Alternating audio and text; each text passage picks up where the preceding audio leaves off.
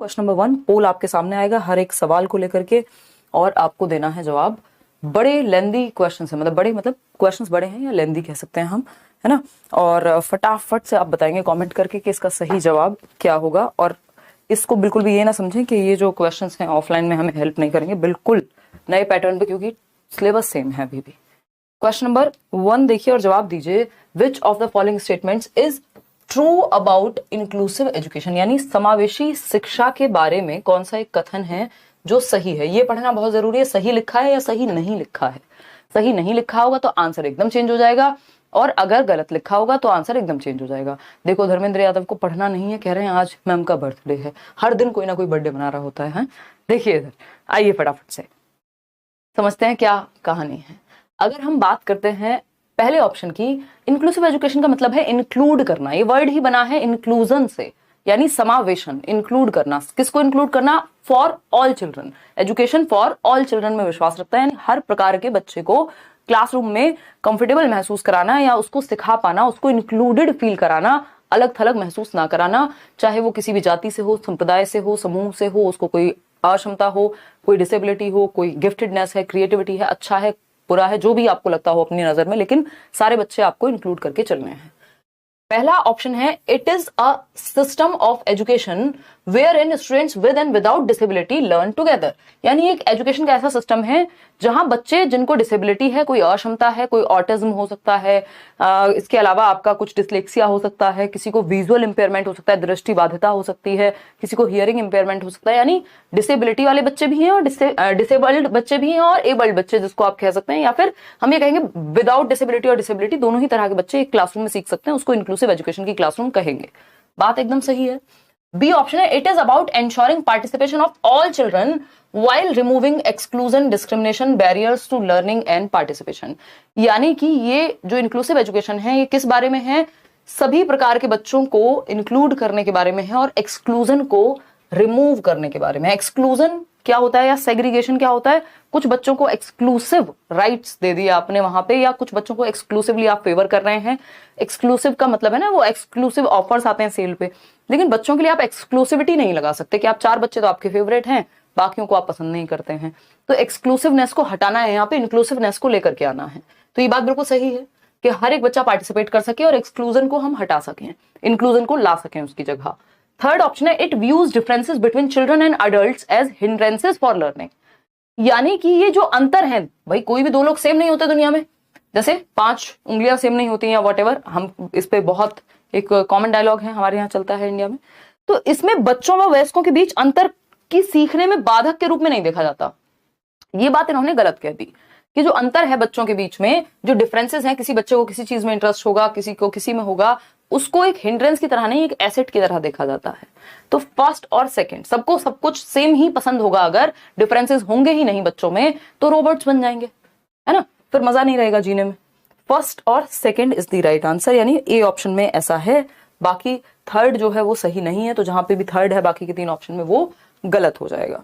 ठीक, तो A option is the right answer. आगे बढ़ेंगे, क्वेश्चन नंबर 2 देखिएगा क्या कहता है भाई। क्वेश्चन नंबर 2 पढ़ते हैं एक बार और जवाब दीजिएगा आप भी कमेंट सेक्शन में, ठीक है। बताइए, अगर हम बात करते हैं क्वेश्चन नंबर 2 की, in a classroom of diverse children, यानी डाइवर्सिटी की बात हो रही है, यूनिटी इन डाइवर्सिटी, यानी विभिन्नता में एकता का जो सिद्धांत है उसको फॉलो करती है इंक्लूसिव एजुकेशन, या इक्विटी के प्रिंसिपल को फॉलो करती है आसमा। क्या इंक्लूसिव एजुकेशन? समावेशी शिक्षा। इक्विटी क्या है? समता का ध्यान रखें, हम बच्चे की नीड के अनुसार जाएं। इक्वालिटी क्या है? चाहे किसी के पैर में चोट लगी है, चाहे किसी की नहीं लगी है, दोनों को साथ दौड़वा देंगे, वो नहीं करना है। यहाँ पे इक्विटी के अनुसार जाना है, ठीक।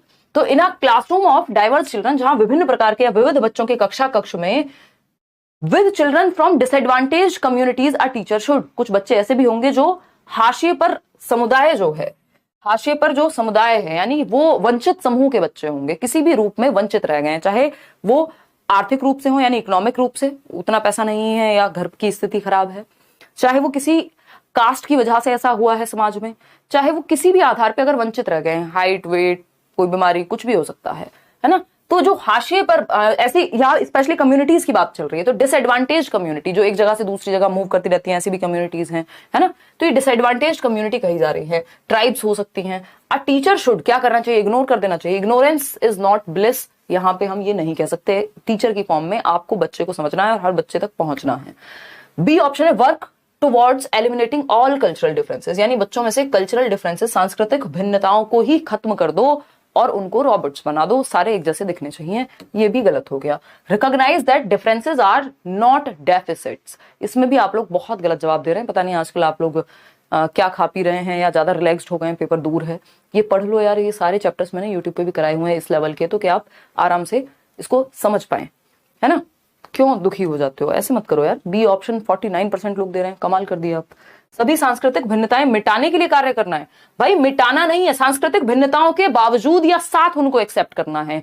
यूनिटी इन डाइवर्सिटी, विविधता में एकता की बात करनी है। खत्म नहीं कर देना है कि जो भी मैंने सीखा घर से, जो भी मेरा मान लीजिए धर्म है या मेरी जो भी रुचियां हैं या जो भी कल्चरल डिफरेंसेस हैं या जो भी कस्टम्स मेरे घर में फॉलो होते हैं, मान लीजिए मैं एक बच्चा हूं, तो आप उनको खत्म कर देंगे, सबके यहाँ एक जैसा बना देंगे, वो तो पॉसिबल नहीं है ना। तो ये एक खराब बात हो गई कि आपको कल्चरल डिफरेंसेस को एलिमिनेट नहीं करना, सेलिब्रेट करना है। समझ पा रहे हो, एलिमिनेट नहीं करना, हटाना नहीं है, सेलिब्रेट करना है। सब बच्चे एक दूसरे के साथ घुल मिल करके सीख सकें। Recognise that differences are not deficits, ये एकदम परफेक्ट बात है कि मानना चाहिए कि विभिन्नताएं कमियां नहीं है। यानी जो डिफरेंसेस हैं, भाई निशा को कोई और चीज पसंद हो सकती है, मुझे कोई और चीज पसंद हो सकती है, आप में से इतने सारे लोग हैं। खाने की भी अगर हम बात करें तो अलग अलग चीजें हमारी फेवरेट हो सकती है। अब ये जो डिफरेंसेस हैं ये कमियां नहीं है, कह रहे तुम तो ये खाती हो तुम तो कम हो गई, या तुम्हें तो ये वाला कलर पसंद है तो तुम ये कपड़े पहनती हो तो तुम अच्छी नहीं हो, या मैं अच्छी हूं या मैं अच्छी नहीं हूं तुम अच्छे हो। भाई डिफरेंसेस, अंतर है ये एक तरह का। घर में दो भाई बहन भी हैं, ट्विंस भी हैं, तब भी सारी चीजें सेम पसंद होंगी, सब सेम सब्जेक्ट में जो है इंटरेस्ट रखेंगे, या एक बच्चा जो है पढ़ने में बहुत अच्छा है दूसरा भी होगा ही, जरूरी नहीं है। हो सकता है उसका किसी और क्षेत्र में इंटरेस्ट हो या फिर वो अलग तरीके से सीखता हो, है ना। तो डिफरेंसेस को रिकॉग्नाइज करना है और उनको डेफिसिट नहीं मानना है, यानी कमी नहीं है वो कोई कि बच्चे में ही कमी है, कोई फॉल्ट हो गया है, वैसा नहीं है। Identify children who can learn and focus on them only, only का मतलब है एक तरफ लेके जा रहा है क्वेश्चन आपको, यानी सिर्फ उन बच्चों को पहचानो जो सीख सकते हैं और बाकियों को मत पहचानो। तो ये हमने चाइल्ड सेंटर्ड एजुकेशन में भी पढ़ा था कि हर बच्चे में सीखने की क्षमता होती है, यानी every child has an ability to learn, उसके अंदर एक क्षमता है सीखने की, बस आपको सिखाने का तरीका ढूंढना है। तो सी ऑप्शन सही है कि यह मानना चाहिए कि विभिन्नताएं कमियां नहीं होती हैं, ठीक है ना। अलग वो हैं वो बच्चे, इसका मतलब ये नहीं कि वो कमियां हैं, मिटा नहीं सकते हैं आप। यहाँ पे ये नहीं कहा है कि डेफिसिट जो उनका हाशिए पे होना है उसको मिटाना है, नहीं, उनको इंक्लूड कैसे करना है उसकी बात हुई है। आप कोई पॉलिटिशियन थोड़ी है कि सब कुछ परिवर्तन वैसे वाला कर देंगे, आप सारी व्यवस्थाएं बदल देंगे। आप बच्चों को कम से कम अलग थलग ना महसूस कराएं, उसको सिखा पाए अच्छे से, आपका ये काम है। क्वेश्चन नंबर 3 देखिए, which of the following would promote learning in an inclusive classroom, यानी कैसा क्लासरूम, समावेशी कक्षा कक्ष, जहां सबको सिखाने की बात हो रही हो, एजुकेशन फॉर ऑल का नारा हम यहां पे लगाते हैं। तो कौन सा एक तरीका है जो इंक्लूसिव क्लासरूम को प्रमोट करेगा? पहला ऑप्शन है पहला ऑप्शन है कॉम्पिटिटिव ईथॉस, यानी ऐसा माहौल, ऐसी संस्कृति जहां सब कंपटीशन कर रहे हो, कट थ्रोट कंपटीशन हो, मेरा एक नंबर तेरे से ज्यादा और मैं तेरे से बढ़िया, ये वो, मतलब कंपटीशन कंपटीशन कंपटीशन कंपटीशन नहीं, कोलैबोरेशन की तरफ लेके जाना है बच्चे को। कोलैबोरेटिव लर्निंग पॉजिटिव है। स्टैंडर्डाइज्ड इंस्ट्रक्शन नहीं, हमें डिफरेंशिएटेड इंस्ट्रक्शन चाहिए, अलग अलग बच्चे के इंटरेस्ट एप्टीट्यूड के अनुसार हम सिखाएंगे। स्टैंडर्डाइज्ड का मतलब होता है एक जैसा सभी के लिए, एक जैसा इंस्ट्रक्शन नहीं हो सकता, आप भेदभाव नहीं कर रहे हैं, इसका मतलब ये नहीं कि एक जैसा कर देना है सबका, जो भी हिसाब किताब है, पढ़ने का तरीका, वॉटएवर। रिजिड असेसमेंट, रिजिडिटी तो भैया अपने आप में इतना नेगेटिव वर्ड है, फ्लेक्सिबिलिटी चाहिए हमें, आकलन करने के भी तरीके हमारे फ्लेक्सिबल यानी लचीले होने चाहिए, रिजिड या सख्त या ठोस नहीं होने चाहिए, जिनमें कोई परिवर्तन की संभावना ही ना बचे। तो कोलैबोरेटिव लर्निंग यहाँ सबसे बेहतर तरीका है कि समावेशी शिक्षा, यानी अलग अलग तरह के बच्चे होंगे और सबको आप इंक्लूड कर रहे हैं, कोलैब करके एक ग्रुप में मिक्स्ड एबिलिटी ग्रुपिंग होगी एक तरह की, कि आप मिक्स एबिलिटीज वाले बच्चों को सिखा रहे हैं या मिक्स्ड इंटरेस्ट है, किसी को किसी चीज में इंटरेस्ट है। एक बच्चा है आपके ग्रुप में जो व्हील चेयर से आता है, दूसरा बच्चा है जो गिफ्टेड है, तीसरा बच्चा है कोई और, उसको मान लीजिए विजुअली चैलेंज है। तो अलग अलग तरह के बच्चे एक ग्रुप में बैठे हुए हैं। क्वेश्चन नंबर 4 देखिए, which of the following are effective accommodations in the classroom environment as per the needs of students with locomotor disabilities। Locomotor disabilities का मतलब होता है वो डिसेबिलिटीज जो हड्डियों से रिलेटेड है, जिसमें मूवमेंट की क्षमता प्रभावित होती है बच्चे की, चलना फिरना, दौड़ना भागना, इन सब में दिक्कत हो सकती है। जो आपके क्या बोलते हैं उसको, बैसाखियों से आ रहा है कोई बच्चा, कोई व्हील चेयर पे हो सकता है, तो चलने फिरने या हड्डियों से रिलेटेड प्रॉब्लम इसमें लोकोमोटर में होती है, यानी मोटर एक्टिविटीज को करने में, गत्यात्मक एक्टिविटीज को करने में, चलने फिरने में, मूव मूवमेंट वाली जो भी एक्टिविटीज होंगी या मूवमेंट होगा वो रेस्ट्रिक्ट हो जाएगा यहाँ पे। तो पहला ऑप्शन है provision of barrier free environment, यानी ऐसा एनवायरमेंट क्रिएट करें आप स्कूल में कि एक बच्चा जो स्टेजेस से आता है वो बेसिकली वो भी एक रैंप बना हुआ है स्कूल में सीढ़ियों की जगह, मतलब एक बच्चा जो चल नहीं सकता वो भी उसके थ्रू आ जाएगा, वो बैरियर नहीं बन रहा है एनवायरमेंट के, वो तो फर्स्ट फ्लोर पे जा ही नहीं पाएगा, जो व्हीलचेयर से आ रहा है वो भी जा पाएगा, जो बच्चा दौड़ के चला जाता है वो भी जा पाएगा। तो बैरियर फ्री एनवायरमेंट हो गया, यानी बाधा मुक्त वातावरण को सुनिश्चित करना कि आपके यहाँ अगर आप मेट्रो में भी जा रहे हैं तो बेशक अगर आप चल फिर नहीं सकते तब भी एक लिफ्ट का प्रावधान है, या और इस तरह की चीजें हैं। मेट्रो के अंदर भी आप देखते हैं कि एक स्पेस है जहां पे जो भी व्हीलचेयर वाले व्यक्ति हैं या किसी को चलने फिरने में या लोकोमोटर डिसेबिलिटी है तो वो वहां उस रिजर्व्ड एरिया में खड़े हो सकते हैं या अपने आप को स्थापित कर सकते हैं उस समय के लिए। ठीक, तो ये एनवायरमेंट कैसा हुआ, बैरियर फ्री, रुकावट नहीं है, एनवायरमेंट रुकावट नहीं बन रहा, एटलीस्ट आपकी प्रॉब्लम के साथ एनवायरमेंट तो खराब ना हो, कॉन्ड्यूसिव एनवायरमेंट देना बच्चे को, जिसको हम सुगम्य वातावरण भी कह सकते हैं। धन्यवाद यशिका मेहता। देखिए बी ऑप्शन है ensure free movement by placing furniture in less restrictive manner. भाई फर्नीचर को ऐसे प्लेस मत करिए कि एक बच्चा जो चल फिर के नहीं जा सकता या फर्नीचर को साइड में करके नहीं जा सकता उसको जाने को जगह ही ना मिले। जो क्लासरूम में सिटिंग अरेंजमेंट होता है ना, तो उतना स्पेस होना चाहिए सारी जो भी रोज हैं और कॉलम्स हैं उनके बीच में कि बच्चा मूव कर सके, वो बच्चा भी जिसको चलने फिरने में दिक्कत है अटक के गिरे ना कहीं। बात सही है। लेस रेस्ट्रिक्टिव मैनर का मतलब है कि कुर्सी मेज को कम प्रतिबंधात्मक तरीके से रखकर, यानी ऐसा सिटिंग अरेंजमेंट हो जहां फ्रीली मूव कर सके हर एक बच्चा। Follow multiple methods of assessment. भाई जब सिखाने के तरीके डिफरेंट होंगे तो आकलन के तरीके, टेस्ट करने के भी तरीके मल्टीपल हो सकते हैं। बात तो सही है। तो फर्स्ट, सेकंड और थर्ड तीनों यहां सही हो जाते हैं। इसके साथ हम चलेंगे नेक्स्ट क्वेश्चन की तरफ। नेक्स्ट क्वेश्चन क्या है हमारा? क्वेश्चन नंबर है 5। क्या कहता है क्वेश्चन नंबर 5? क्वेश्चन नंबर 5 कहता है which of the following are typical indicators of creativity, यानी रचनात्मकता के विशिष्ट संकेतक, यानी किन संकेतों को देख करके ये आप मान जाएंगे कि ये जो है ये बच्चा रचनात्मक है या बच्चा क्रिएटिव है। फटाफट से बताइएगा। लड्डू क्वेश्चन है ना, बिल्कुल तलेब तलेब, क्योंकि आप पढ़ रहे हैं पहले से। इसमें भी इतनी गलतियां कर रहे हैं लोग, अभी तो 5 ही क्वेश्चन हुए हैं। तो which of the following are typical, लड्डू ही लगेगा क्वेश्चन अगर कॉन्सेप्ट क्लियर है और सही से पढ़ के समझ रहे हैं क्वेश्चन को। बस 2 ही चीजें चाहिए। निम्नलिखित में से कौन सा रचनात्मकता के विशिष्ट संकेतक को कौन से हैं? नीड फॉर रिपीटेड प्रैक्टिस, यानी बार बार प्रैक्टिस कराते रहो, जिसको ड्रिल एंड प्रैक्टिस कह देते हैं। ये सुनने में अच्छा लगता है लेकिन रचनात्मकता का मतलब है कुछ डिफरेंट करना। यहाँ पे प्रैक्टिस और रिपीटेड प्रैक्टिस, अंतहीन प्रैक्टिस की आवश्यकता उतनी नहीं होती। इनेबिलिटी टू कॉन्सेंट्रेट, यानी बच्चा जो है कॉन्सेंट्रेट ही नहीं कर सकता, तो ये तो नहीं है, ऐसा तो नहीं है। क्रिएटिव बच्चा कॉन्सेंट्रेट कर सकता है, तभी वो कुछ नया सोचेगा। रिस्क टेकिंग बिल्कुल जरूरी होती है कुछ नया, कुछ डिफरेंट करने के लिए। फ्लेक्सिबिलिटी, लचीलापन, एक आइडिया काम नहीं किया दूसरा नहीं तो तीसरा। इंटॉलरेंस फॉर बोर्डम, बिल्कुल सही बात है कि जो व्यक्ति क्या है बोरियत के लिए असहिष्णु है, यानी बोर नहीं हो सकता, कुछ नया चाहिए उसको टाइम टाइम पे। तो ये क्या हो गया? हम ये कहेंगे कि इसको छोड़ दें अगर हम नीड फॉर रेपिटेड प्रैक्टिस को, तो सेकंड, थर्ड, फोर्थ और फिफ्थ। इनेबिलिटी टू कॉन्सेंट्रेट, यानी ध्यान केंद्रित करने में असमर्थता होती है, ये भी गलत हो गया। फर्स्ट सेकंड को हटा दीजिए, थर्ड, फोर्थ और फिफ्थ हमें सही लग रहे हैं। कहीं ऑप्शन में है। B option is the right answer, जो आप लोग 75% लोग दे भी रहे हैं। तो ये क्वेश्चन इजी था अपने आप में, लेकिन ये ऑप्शंस का कॉम्बिनेशन ऐसा देंगे कि आप फंस सकते हैं। ठीक है जी, चलिए आगे बढ़ते हैं नेक्स्ट क्वेश्चन पे। क्वेश्चन नंबर 6 देखिएगा एक बार। क्वेश्चन नंबर 6 देखेंगे, पढ़ेंगे क्या है कहानी। क्वेश्चन नंबर 6 कहता है to promote inclusion in education a teacher should create a class environment which, यानी अगर आपको इंक्लूजन को इंश्योर करना है कि सभी बच्चे इंक्लूडेड महसूस करें, सभी बच्चों को समावेशन के लिए बढ़ावा देना है, तो एक अध्यापक को ऐसा कक्षा वातावरण पैदा करना चाहिए। कैसा कक्षा वातावरण? कि हर बच्चा सीख सके, चाहे वो उसका आईक्यू कितना भी हो, या मतलब गिफ्टेड है या एवरेज आईक्यू वाला बच्चा है, या फिर बॉर्डर पे भी कहीं है, किसी बच्चे को कोई समस्या है, चलने फिरने में हो सकती है, देखने में हो सकती है, सुनने में हो सकती है, हर तरह का बच्चा सीख पाए। तो पहला ऑप्शन है नर्चर्स एक्सेप्टेंस ऑफ डाइवर्सिटी, यानी कि विविधता के प्रति ग्रहण को पोषित करना। यानी डाइवर्सिटी यानी एक विभिन्नता हो सकती है, सब एक जैसे नहीं होंगे, इस चीज को एक्सेप्ट करना बिल्कुल एक इंपॉर्टेंट और पॉजिटिव एनवायरनमेंट क्रिएट करेगा। इससे हर बच्चे को आप इंक्लूड कर पाएंगे। प्रमोट्स स्टीरियोटाइप्स एंड लेबलिंग, ये एकदम नेगेटिव वर्ड होता है, लेबल करना, बच्चे पे ठप्पा लगाना, तुम बेस्ट हो, तुम खराब हो, तुम ये हो, तुम वो हो, तुम इस जाति से हो, इस समूह से हो, लड़कियां नहीं सीख सकती, ये स्टीरियोटाइप्स हो गए, फिर गड़बड़ हो गया मामला। Nurtures entity belief about ability, यानी कि योग्यता के बारे में सत्व धारणा को पोषित करना। हो सकता है कि नहीं हो सकता? कि मतलब एबिलिटी तो फिक्स्ड होती है, ऐसा भी हम एस्टेब्लिश नहीं कर सकते। Promotes competitive feeling among students, ये भी खराब बात हो गई।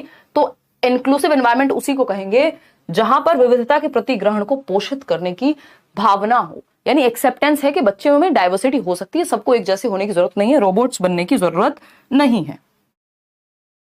क्वेश्चन नंबर 7 देखिए, ये क्या कहता है भाई, for successful inclusion of students belonging to disadvantaged groups, यानी ऐसे बच्चे जो हाशिए पर हैं, जो वंचित समूह वर्ग से आते हैं, किसी भी जाति संप्रदाय, आर्थिक स्थिति, भाषा, किसी भी आधार पे जिनको हाशिए पर रखा गया है, उनको समावेशित करने के लिए कौन सा तरीका जो है आपका बेहतर होगा, बताइए फटाफट से बताओ। लड्डू वड्डू मत खाओ कमेंट्स में, आंसर करो फटाफट।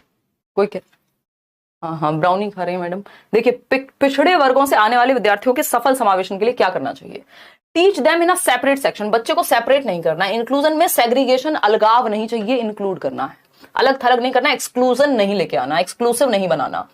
Promote sense of belonging among them, यानी वो बच्चे भी बिलोंग्ड महसूस करें कक्षा में, उनमें अपनेपन की भावना को बढ़ावा दिया जाए कि वो चाहे किसी भी वंचित समूह से आ रहे हो, पिछड़े वर्ग से आ रहे हो, उनको कक्षा में आकर के लगे यार ये तो मेरे ही लोग हैं, या टीचर मुझे भी इंपॉर्टेंस देती है, या मैं भी अपने दोस्त बना सकता हूं यहाँ पे, तो उनको एक्सेप्टेंस यानी स्वीकार्यात्मकता का भावना आनी चाहिए उनमें। इग्नोर कर देंगे, इग्नोर करने से सॉल्यूशन नहीं निकलता। Make tuition taking after school compulsory, जो बहुत स्कूल्स में होता है कि नंबर चाहिए तो ट्यूशन पढ़ लो स्कूल के मास्टर से या मास्टरनी जी से, तो ये एक गड़बड़ अप्रोच है। तो बी ऑप्शन एकमात्र सही उत्तर यहां हो जाता है इस हिसाब से, जहां एक्सेप्टेंस की बात हुई है। क्वेश्चन नंबर 8 देखिएगा, ये कहता है स्टूडेंट्स विद डिसकैलकुलिया।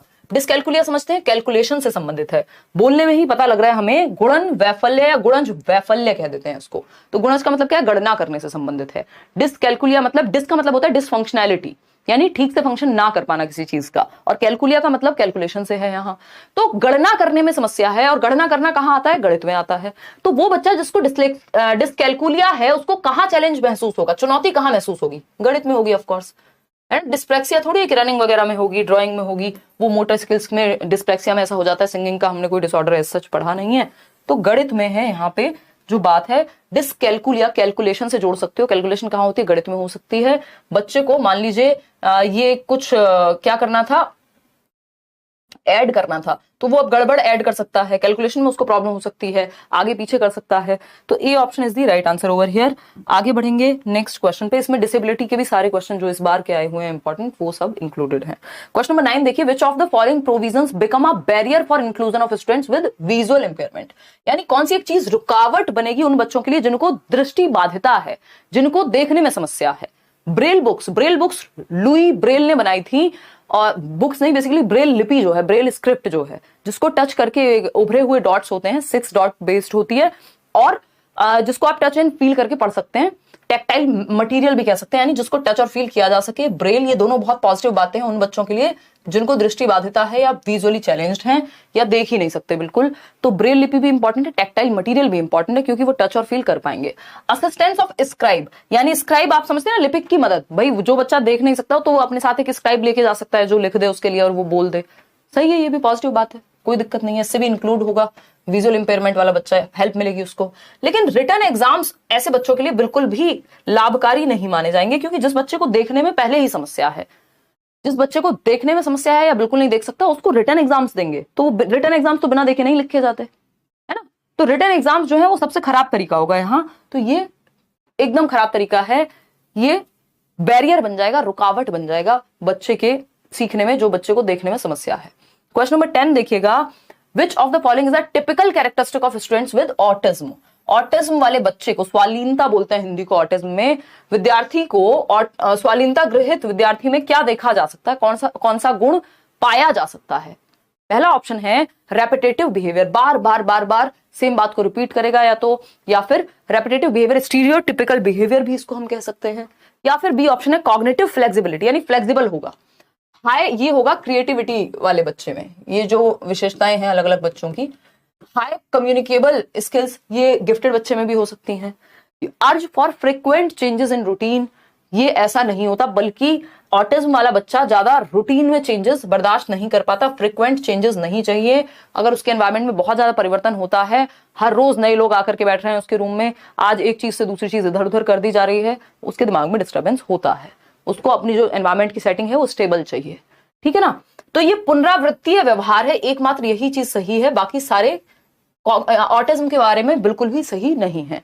तो रेपिटेटिव बिहेवियर, इसको दूसरे शब्दों में एक बार D+B में भी ये पूछ लिया गया था, स्टीरियोटिपिकल बिहेवियर भी कहते हैं। स्टीरियोटिपिकल का मतलब क्या है? रेपिटेटिव है वो चीज, चली आ रही है। स्टीरियोटिपिकल का मतलब क्या है? रूढ़िबद्ध हो गई है, बार बार सेम चीज वो रिपीट करेगा अपने व्यवहार में, अपने भाषा में। तो पुनरावृत्तीय व्यवहार बहुत होता है ऑटिस्टिक बच्चे में। ये एक तरह की डेवलपमेंटल डिसऑर्डर हो गया कि जन्म से ही पता लग जाता है, मतलब जीवन के शुरुआत के 5-6 साल के अंदर। क्वेश्चन नंबर 11 देखिएगा एक बार, इसमें माय नेम इज खान वाला एग्जांपल आप ले सकते हो, उनको कोई और स्पेसिफिक था बट इसी के अराउंड कुछ एक डिसेबिलिटी थी। क्वेश्चन नंबर 11 देखिए, Reshma started to read independently, यानी रेशमा एक बच्ची है जिसने स्वतंत्र रूप से पढ़ना शुरू कर दिया। किस उम्र में? 3 साल की उम्र में, at the age of 3 years, and has read every book she could get her hands on। जो भी किताब उसको मिलती थी घर में, भाई की, बहन की, चाचा की, मम्मी की, जो भी जिसकी भी किताब उसको जहां मिलती थी वो फटाफट से पढ़ना शुरू कर देती थी। Reshma is showing characteristics of, किस चीज के? 3 साल की उम्र में। यहां हम कह रहे हैं जो हमारा FLN है, foundational literacy and numeracy, government कह रही है कि भैया 9 साल की उम्र तक कम से कम पढ़ना लिखना और बेसिक अर्थमेटिकल स्किल्स सिखा दो बच्चे को, क्योंकि उस उम्र तक भी नहीं आ पा रही है, कई बच्चों में कक्षा 3 तक भी नहीं आ पा रही है, और यहाँ ये 3 साल की उम्र में पढ़ना शुरू कर दे रही है। मतलब समय से पहले है। समय से पहले मतलब मेंटल एबिलिटी बाकी बच्चों से शायद ज्यादा है, तो इसको गिफ्टेडनेस कहते हैं। ऑटिस्टिक बच्चे को तो अपने एनवायरमेंट में सेटल करने में दिक्कत होगी। डिसलेक्सिया पढ़ने से संबंधित एक विकार है, तो डिसलेक्सिया कैसे होगा भाई बच्चे को जो फटाफट से पढ़ ले रहा है सब कुछ। इंटेलेक्चुअल डिसेबिलिटी, कोई बौद्धिक अक्षमता होगी, तो ये तो लक्षण किस चीज का है कि बच्चे में कुछ विलक्षणता है, कुछ गिफ्टेड है वो, है ना। तो प्रतिभाशीलता है, अपनी उम्र से आगे चल रहा है, ठीक है, बी ऑप्शन। IQ क्या होगा? 130+ भी कह सकते हैं। क्वेश्चन नंबर 12 देखिएगा, थोड़ा सा लेंदी है बट जवाब दीजिएगा। कितने क्वेश्चंस करेंगे आज? 45। तो अपनी मोटिवेशन को बना करके रखना है, अपना जो सिटिंग का पेशेंस है। कई लोग 45 क्वेश्चन एक साथ बैठ के नहीं कर सकते, वो 150 क्वेश्चन क्या करेंगे पेपर में एक साथ, फिर समस्या होगी आपको, वहां फिर ध्यान जो है आपका इधर उधर चला जाएगा। बी ऑप्शन 74% लोग कह रहे हैं, विच of the following statements about inclusion is not correct, यानी समावेशन के बारे में कौन सी बात सही नहीं है। पहला ऑप्शन है, it regards inclusion and exclusion as connected processes, यानी जो समावेशन है वह इंक्लूजन और एक्सक्लूजन को कनेक्टेड मानता है कि कुछ बच्चों को अलग कर दो, कुछ को साथ ले आओ, ये इंक्लूजन है और इसी को कनेक्शन कहेंगे। नहीं, inclusion is focused on adapting the curriculum for a specific group of students who are disabled. अच्छा sorry, it regards inclusion and exclusion as connected processes, यानी यह समावेशन व अपवर्जन को परस्पर जुड़ी प्रक्रियाओं के रूप में देखता है।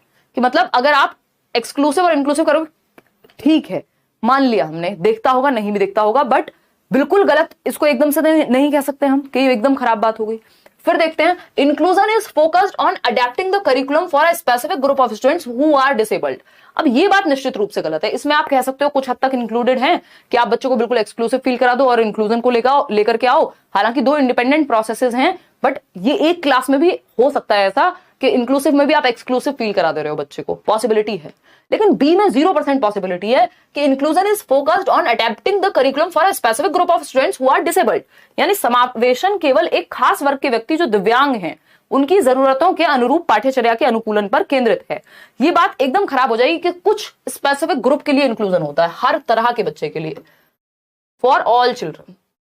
तो ये तो 100% गलत है, इसमें डाउट नहीं है। फिर भी बाकी के 4 ऑप्शन ढूंढ लेते हैं। इंक्लूजन बेनिफिट्स ऑल स्टूडेंट्स, यही सही बात है। Inclusion is a process in which a school attempts to respond to all students as individuals, यानी हर एक बच्चा अपने आप में एक व्यक्तिगत अपनी क्षमता लेकर के आता है या एक व्यक्ति है, इस बात को हम महत्वपूर्ण मानते हैं। स्पीड ज्यादा जा रही है ना? हाँ मुझे भी लग रहा है सौम्या, ठीक है थोड़ा स्पीड स्लो कर लेते हैं।